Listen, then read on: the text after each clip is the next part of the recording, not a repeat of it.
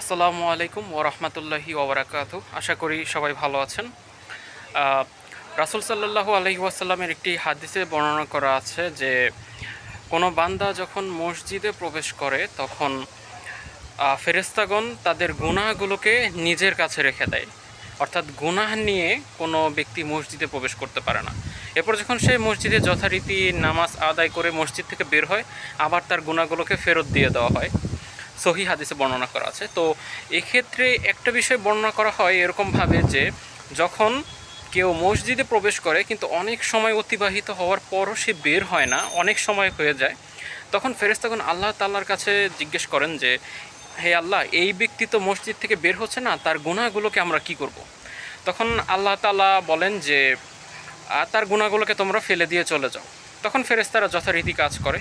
তো এরপর যখন অনেক সময় পর দেখা গেল 30 মিনিট, 1 ঘন্টা, 1.5 ঘন্টা পর কোনো ব্যক্তি নামাজ আদায় করে, কোরআন তেলাওয়াত করে, জিকির আজকার করে মসজিদ থেকে বের হয়, তো তখন মহান আল্লাহ রাব্বুল আলামিন তার যে গুনাহগুলোকে ফেলে দেওয়া হয়েছে, অর্থাৎ গুনাহগুলোকে মাফ করে দেওয়া হয়েছে, সেই খালি জায়গাগুলো সমপরিমাণ সোয়াব বা নেকি দ্বারা পূর্ণ করে দেন।